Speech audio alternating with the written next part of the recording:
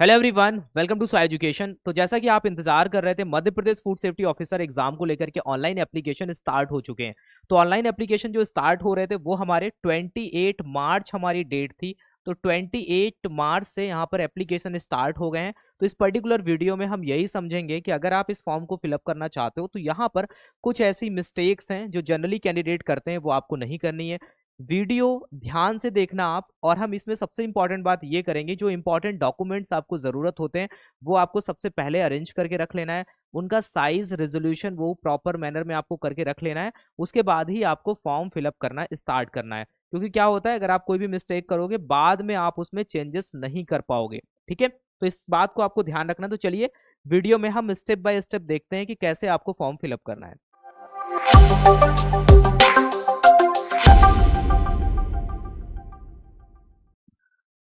तो form fill up करने से पहले यहाँ पर कुछ इंपॉर्टेंट डॉक्यूमेंट्स हैं जो आपके पास में होने चाहिए। सबसे पहले अगर हम देखें तो आपका पासपोर्ट साइज फोटो आपके पास में होना चाहिए, एकदम लेटेस्ट फोटो अगर होगा तो ज्यादा बेटर है। इसके अलावा जो फोटो का साइज है वो 20 केबी से 200 केबी के बीच में होना चाहिए। पहली इंपॉर्टेंट बात आपको ये ध्यान रखनी है, आपका सिग्नेचर होना चाहिए। सिग्नेचर भी जो आप स्कैन करके रखेंगे वो भी 20 केबी से 200 केबी के बीच में होना चाहिए। उसके बाद में आपके पास में आपकी 10th की मार्कशीट, आपकी 12th की मार्कशीट, इसके अलावा अगर ग्रेजुएशन की अगर आपकी मार्कशीट आ गई है तो वो भी मार्कशीट आपके पास में होनी चाहिए। अपलोड नहीं करना, लेकिन आपके पास में डिटेल्स के लिए कि आपने जो सब्जेक्ट्स हैं या फिर जो आपके मार्क्स थे वो कितने क्या थे। ठीक है, तो यहाँ पर तीन आपकी क्वालिफिकेशन से रिलेटेड चीजें यहाँ पर होंगी, यानी कि एक एकेडमिक्स का 10th और 12th, उसके अलावा जो आपका डिग्री है, अगर आपने मास्टर डिग्री करी है तो वो भी आपके पास में यहाँ पर उसका डिटेल भी आपके पास में होना चाहिए। बाकी यहाँ पर 10th और 12th में कितने परसेंटेज थे, आपका रोल नंबर क्या था, ये सारी डिटेल आपके पास में होनी चाहिए। ग्रेजुएशन में अगर आपने बीएससी या फिर आप बीएससी के बेसिस पे, बीटेक के बेसिस पे, एमटेक के बेसिस पे, जिस बेसिस पे भी आप अप्लाई करना चाहते हो तो उससे रिलेटेड आपके पास में वो डिग्री से रिलेटेड डिटेल होनी चाहिए। उसका रोल नंबर, आपके टोटल मार्क्स, जो कितने का पेपर था या फिर टोटल मार्क्स कितने थे, कितने मार्क्स आपको मिले थे, परसेंटेज क्या था, ये सारी इंफॉर्मेशन आपके पास में होनी चाहिए। इसके अलावा एक और इम्पॉर्टेंट यहाँ पर क्या है, आपके पास में यहाँ पर आपकी बैंक से रिलेटेड डिटेल्स भी आपकी होनी चाहिए। जब आप फॉर्म फिलअप करोगे तो जो फीस सबमिशन होगा वो सिर्फ और सिर्फ आपके ही बैंक अकाउंट से होगा। तो सबसे पहले आपको बैंक पासबुक का फ्रंट पेज अपने पास में स्कैन करके रखना है। उसका भी साइज 20 केबी से 200 केबी के बीच में होना चाहिए। बैंक अकाउंट नंबर और आईएफएससी कोड, इसके अलावा ब्रांच कोड भी मांगेगा, वो आपके पास में होना चाहिए। बाकी रिजर्वेशन को लेकर के जहां पर भी एप्लीकेबल है तो वो आपको पता है कि आपके पास में सर्टिफिकेशन वगैरह होना चाहिए अगर आप कोई रिजर्वेशन ले रहे हो। बाकी यहाँ पर अदर स्टेट या फिर एमपी से सभी लोग यहाँ पर एलिजिबल है, यानी कि अदर स्टेट वाले जो कैंडिडेट हैं वो भी यहाँ पर अप्लाई कर सकते हैं। तो उनको लेकर के भी यहाँ पर ऑप्शन दिया गया है। तो अदर स्टेट से अगर आप अप्लाई करना चाहते हो तो भी आप यहाँ पर देख सकते हो कैसे आपको फिलअप करना है। ठीक है, तो सबसे पहले अभी हम चलते हैं ऑफिशियल वेबसाइट पे। ठीक है, तो हम यहाँ पर कहाँ हैं, हम हैं यहाँ पर एमपीपीएससी की ऑफिशियल वेबसाइट पर। जब हम यहाँ पर जाएंगे तो आपको यहाँ पर ऑनलाइन एप्लीकेशन के लिए नीचे आपको लिंक मिल जाएगा। तो जब हम यहाँ पर आएंगे, जब आप देखोगे यहाँ पर तो आपके सामने यहाँ पर अप्लाई ऑनलाइन का ये ऑप्शन आपको देखने को मिलेगा। अप्लाई ऑनलाइन पे जब आप यहाँ पर क्लिक करोगे तो आपके सामने ये लिंक ओपन हो जाएगा। जैसे ही ये ओपन होगा तो आप यहाँ पर आओगे, तो आपको सेलेक्ट करना है कि फूड सेफ्टी ऑफिसर एग्जाम के लिए आपको अप्लाई करना है। तो फूड सेफ्टी ऑफिसर एग्जाम के लिए जो आपको अप्लाई करना है तो आपको यहाँ पर देखना पड़ेगा कि फूड सेफ्टी ऑफिसर कहाँ पर मेंशन है। तो यहाँ पर आप देखोगे कि ये आपको दिख रहा होगा, ये यहाँ पर फूड सेफ्टी ऑफिसर को लेकर के यहाँ पर मेंशन किया गया। तो इसके दिए गए सामने लिंक जो है उस पर आपको क्लिक करना है। सबसे पहले ये डेट 28 मार्च से स्टार्ट हो रहा है एंड 27 अप्रैल को एंड हो जाएगा। इसी के बीच में आपको अपना एप्लीकेशन फॉर्म फिलअप कर लेना है। तो अगर हम आगे बढ़ें तो यहाँ पर हम करते हैं क्लिक, तो हमारे सामने एप्लीकेशन फॉर्म ओपन हो जाएगा। जब ये एप्लीकेशन फॉर्म हमारे सामने आएगा उससे पहले यहाँ पर कुछ इंपॉर्टेंट लिंक्स दिए गए हैं। तो सबसे पहले एप्लीकेशन फॉर्म स्टार्ट होने की डेट है, एप्लीकेशन फॉर्म की जो फी सबमिशन की डेट है जो स्टार्ट हो रही है, एप्लीकेशन फॉर्म को एडिट करने के लिए यहाँ पर एक टाइम दिया गया है। इसके अलावा यहाँ पर जो रिसिप्ट वगैरह जो सब आपको डाउनलोड करना है, स्टेटस वगैरह चेक करना है, वो सारी चीजें यहाँ पर दी गई हैं। तो सबसे पहले अभी तो हमें फॉर्म फिलअप करना है। तो फॉर्म फिलअप करने के लिए हम यहाँ पर करेंगे क्लिक। जब हम क्लिक करेंगे तो हमारा नया मेन एप्लीकेशन फॉर्म हमारे सामने ओपन हो जाएगा। तो ये आपको दिख रहा है, ये है हमारा एप्लीकेशन फॉर्म। एप्लीकेशन फॉर्म को फिलअप करने से पहले यहाँ पर कुछ इंपॉर्टेंट इंस्ट्रक्शंस दिए गए हैं। ठीक है, वो सारी बातें आपको यहाँ पर पढ़ लेनी है। इसके अलावा यहाँ पर ये बोल रहा है कि जो भी पीडीएफ है नोटिफिकेशन को लेकर के उसको आपको अच्छे से रीड कर लेना है। अगर आप इस पर क्लिक नहीं करोगे तो चीजें आगे नहीं बढ़ेंगी। तो ये पीडीएफ आपके सामने आएगा, ये नोटिफिकेशन ऑलरेडी आप रीड कर चुके हो, बट नहीं किया है तो एक बार रीड कर लेना, जिससे आप कोई भी गलतियां मत करो। एजुकेशनल क्वालिफिकेशन को लेकर के सबसे बड़ा डाउट था, अभी हम उसको क्लियर करेंगे कि कैसे आप यहाँ पर केमिस्ट्री के बेसिस पे अप्लाई कर सकते हो। ठीक है, तो यहाँ पर जब हम जाएंगे तो हमारे सामने एप्लीकेशन फॉर्म आ गया। अब हम नीचे जाएंगे, जब हम नीचे जाएंगे तो हम यहाँ पर एक्सेप्ट करेंगे इसको। इसके बाद में ही हमारा मेन एप्लीकेशन फॉर्म ओपन होगा। तो हमारे सामने यहाँ पर ये एप्लीकेशन फॉर्म ओपन हो गया। अब हम यहाँ पर भरना स्टार्ट करेंगे। सबसे पहली बात, यहाँ पर 3 कंडीशंस हो सकती हैं, या तो आप ग्रेजुएट हो, या फिर आप यहाँ पर पोस्ट ग्रेजुएट हो, या फिर डॉक्टरेट डिग्री है आपके पास में। फॉर एग्जाम्पल अगर आप ग्रेजुएशन के बेसिस पे अप्लाई करना चाहते हो तो हम यहाँ पर स्नातक को करेंगे क्लिक। ठीक है, अब जब हम स्नातक पे क्लिक करेंगे तो हमें यहाँ पर क्वालिफिकेशन सेलेक्ट करनी होगी। तो बहुत सारे लोग जैसे कि अगर पीसीएम या फिर जेडबीसी के बेसिस पे अप्लाई करना चाहते हो तो आपको यहाँ पर केमिस्ट्री ऐसे नहीं दिखेगा, आपको केमिस्ट्री ग्रेजुएशन में केमिस्ट्री का ऑप्शन दिया गया है, तो हम यहाँ पर केमिस्ट्री को चूज कर लेंगे। ठीक है, तो केमिस्ट्री अगर आपका ऑल 3 ईयर मेजर सब्जेक्ट रहा है तो आप यहाँ पर इसको केमिस्ट्री को कंसिडर करके आप फॉर्म फिलअप कर सकते हो। उसके बाद में जब हम आगे बढ़ेंगे तो यहाँ पर आपको फॉर्म फिलअप करना होगा। तो यहाँ पर फॉर्म फिलअप करते टाइम पे हम यहाँ पर एक रैंडम डिटेल इंफॉर्मेशन लेकर के चलेंगे। आप जब भी फॉर्म फिलअप करोगे तो अपने नेम की स्पेलिंग, डेट ऑफ बर्थ, इन सारी बातों पे बहुत ज्यादा आपको ध्यान देना होगा। ठीक है, तो यहाँ पर हम ऐसे ही फिलअप करना स्टार्ट करते हैं जिससे आपको एक आइडिया लग जाएगा। ठीक है, तो ये मैं डिटेल अभी फिलअप कर लेता हूँ।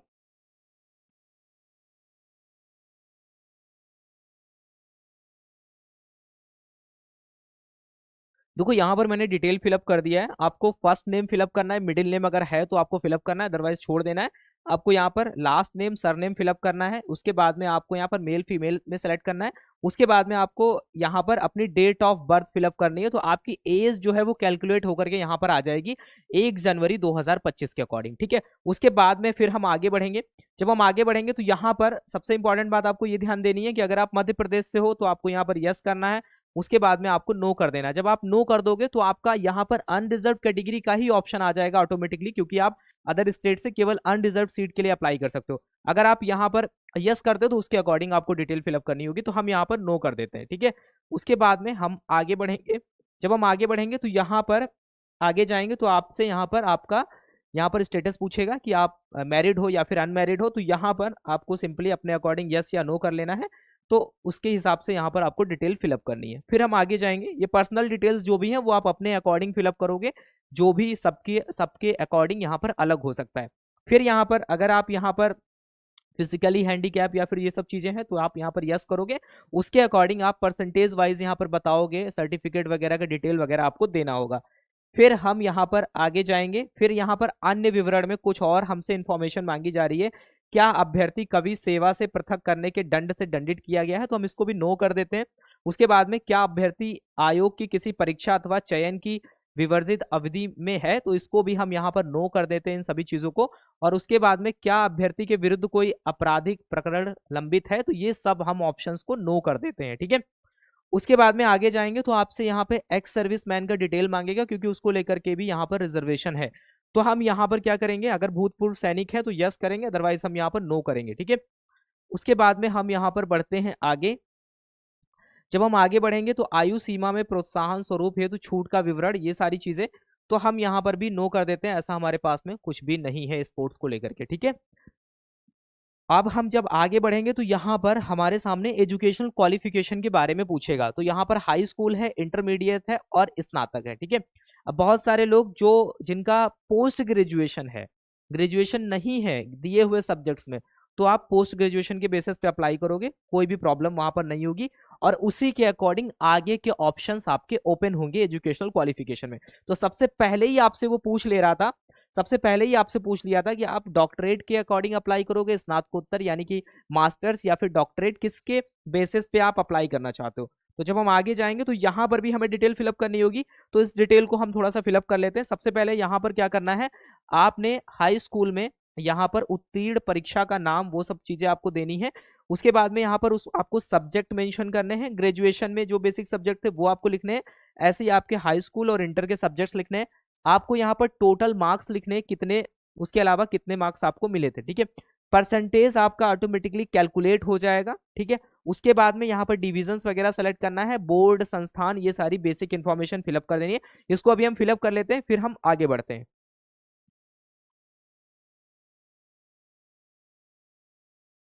तो यहाँ पर आपने देखा कि अभी जो डिटेल फिलअप करी गई है, तो यहाँ पर हमने एक डिटेल डाल दिया, ठीक है।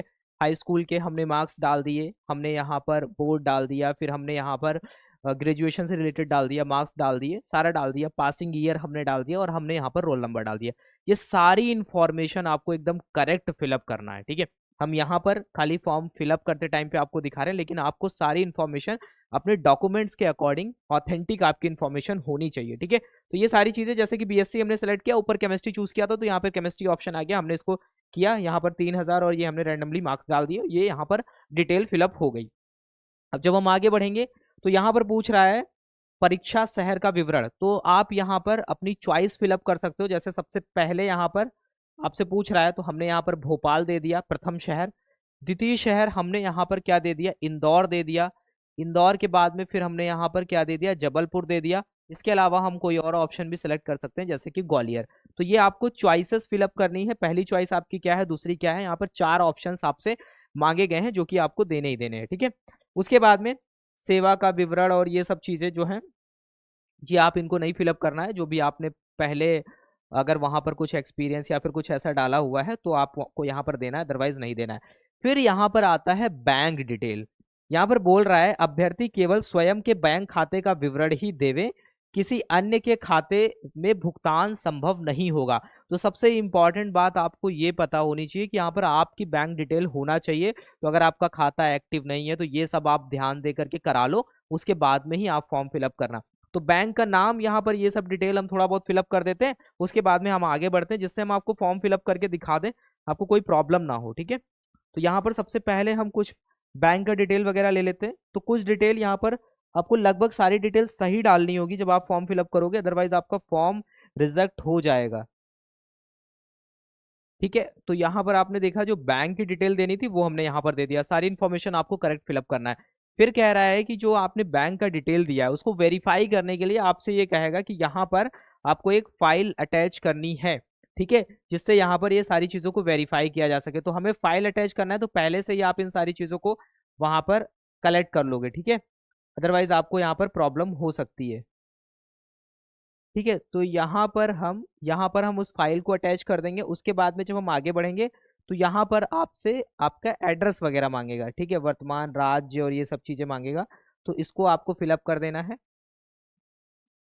ये सारी इंफॉर्मेशन जो है आपके डॉक्यूमेंट्स के अकॉर्डिंग होना चाहिए, अदरवाइज ये फॉर्म रिजेक्ट हो जाएगा। आप ध्यान से इन सारी चीजों को फिलअप करना, ठीक है। फिर हम यहाँ पर थोड़ा सा और आगे बढ़ते हैं। फिर हमें यहाँ पर, ठीक है, लैंडमार्क में आप अपने अकॉर्डिंग यहाँ पर फिलअप कर सकते हो। फिर उसके बाद में आप दोनों जगह पे सेम एड्रेस रखना चाहते हो, तो आप यहाँ पर क्लिक कर दोगे, हो जाएगा, ठीक है। अब यहाँ पर आपको फोटो अपलोड करनी है। तो जब आप फोटो अपलोड करोगे, तो ध्यान रखना कि 20 KB मिनिमम और अधिकतम यहाँ पर 100 KB के बीच में होना चाहिए। तो हम इस पे यहाँ पर हम क्लिक करेंगे और हम फोटो को ऐड करेंगे, ठीक है। उसके बाद में फिर हम आगे जाएंगे, यहाँ पर हम फाइल को, सिग्नेचर को अटैच करेंगे, ठीक है। इतना होने के बाद में फिर हम आगे जब बढ़ेंगे, तो आपसे यहाँ पर मोबाइल नंबर और यहाँ पर आपसे ईमेल एड्रेस भी मांगेगा, ठीक है। तो मोबाइल नंबर हम यहाँ पर डाल देते हैं, ठीक है। उसके बाद में हम यहाँ पर ईमेल आईडी डाल देते हैं। इतनी डिटेल फिलअप करने के बाद में फिर आपको यहाँ पर क्लिक करना होगा कि यानी कि जो भी आपने डिटेल वगैरह फिलअप करी है वो सब सही है। आपने अपने जो भी डॉक्यूमेंट्स वगैरह हैं उनके अकॉर्डिंग डिटेल दी है, जो भी आपको इंस्ट्रक्शन दिए गए थे वो सब आपने पढ़ लिया। इन सारी चीजों को करने के बाद में यहाँ पे आप क्लिक करोगे, फिर आप यहाँ पर ये कैप्चा कोड फिलअप करोगे और उसके बाद आप, ठीक है, उसके बाद में हम यहाँ पर एक बार और चेक कर लेना, आप भी यहाँ पर चेक कर लेना। सारी डिटेल चेक करने के बाद में आप यहाँ आओगे, आपको 2 से 4 बार देख लेना, हम यहाँ पर दिखा रहे हैं तो बहुत अच्छे से नहीं चेक कर रहे हैं, बट आपको एक एक डिटेल यहाँ पर चेक करनी है। फिर आपको नेक्स्ट कर देना है। नेक्स्ट करते टाइम पे यहाँ पर देखो लिखा है कृपया अपना पूरा नाम जांचें और आगे बढ़ने से पहले पुष्टि करें, एक बार संरक्षित करने के बाद इसे कभी भी संशोधित नहीं किया जा सकता। यानी कि कुछ डिटेल्स ऐसी हैं जिनको आप चेंज नहीं कर सकते हो बाद में, ठीक है। बाद में आप इनको चेंज नहीं कर पाओगे। फिर आपको यहाँ पर सेलेक्ट करना है, तो यहाँ पर आपको सारी डिटेल्स चेक करनी है, जैसे कि आईएफएससी कोड का भी आप देख लो, थोड़ा सा भी एरर आएगा तो यहाँ पर नहीं लेगा।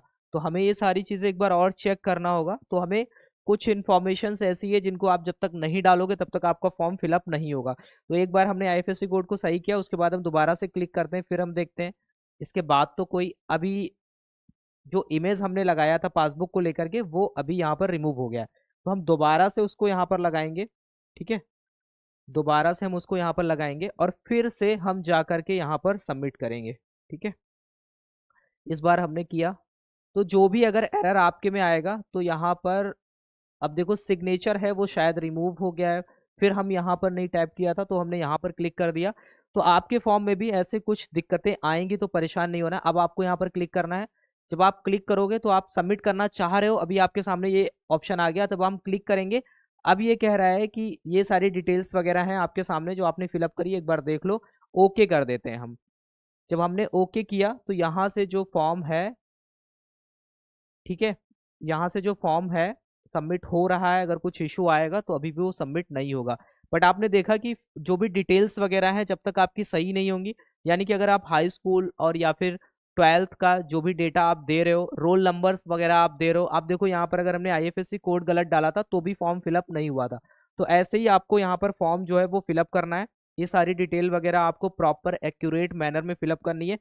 कहीं पर भी अगर जो फाइल आप पीडीएफ अटैच कर रहे हो, जो वेरिफिकेशन के लिए आप जब यहाँ पर अपना पासबुक वगैरह डालोगे तो उसमें भी डेटा प्रॉपर तरीके से दिखाई देना चाहिए, आपका नेम, बैंक अकाउंट और आईएफएससी कोड, वो सारी चीजें। तो ये सारी चीजें आप करने के बाद में आप यहाँ पर करोगे तो आपका फॉर्म जो है वो फिल हो जाएगा। जैसे कि प्लीज अपलोड करेक्ट फाइल, तो यहाँ पर जो फाइल वगैरह का इशू आ रहा है, फाइल वगैरह का इशू जो भी है, तो आपको प्रॉपर जब आप फॉर्म फिलअप करोगे तो आपको अपनी ऑथेंटिक डिटेल डालनी है। जब आप वो करोगे तो आपका फॉर्म फिलअप हो जाएगा, क्योंकि यहाँ पर शायद कुछ जैसे कि आईएफएससी कोड या फिर बैंक डिटेल में जरा सा भी इधर उधर है, तो इस वजह से यहाँ पर नहीं ले रहा है, ठीक है। तो ये था एक प्रॉपर तरीके से पूरा वीडियो। आई होप आपको हेल्प हुई होगी कि कैसे आपको फॉर्म फिलअप करना है, कहाँ पर आपको कैसे क्या डिटेल्स डालनी है। जब आप फिलअप करोगे फॉर्म को तो सारे डॉक्यूमेंट्स आपको लेकर के बैठने, ठीक है। इसके अलावा बहुत सारे लोग जिन्होंने भी अपनी प्रिपरेशन अभी तक स्टार्ट नहीं करी है, तो अगर आप अपनी प्रिपरेशन अब स्टार्ट करना चाहते हो तो स्वाय एजुकेशन का ऐप डाउनलोड करके आप वहां से डेमो क्लासेस वगैरह देख सकते हो। इसके अलावा अगर आप हमारे साथ प्रिपरेशन करना चाहते हो तो आप यहाँ पर कोर्स ज्वाइन भी कर सकते हो, अगर आपको वहां पर चीजें पसंद आती हैं, ठीक है। तो फ्री डेमो क्लासेस आपको एप्लीकेशन भी मिल जाएंगे, टेस्ट वगैरह उन सभी के आपको डेमो मिल जाएंगे, उनको आप देखने के बाद वहां से आप ज्वाइन कर सकते हो। तो ये था वीडियो। तो 1-2 दिन बाद आप फिलअप करना फॉर्म, लेकिन सारे डॉक्यूमेंट्स जब आपके पास में हो तभी आप फिलअप करना है, जल्दबाजी बिल्कुल नहीं आपको करनी है। कुछ और डाउट्स वगैरह होते तो आप दिए गए व्हाट्सएप नंबर पे मैसेज कर सकते हो या फिर आप हमें कमेंट करके पूछ सकते हो। तब तक के लिए thank you, have a nice day, मिलते हैं नेक्स्ट वीडियो में।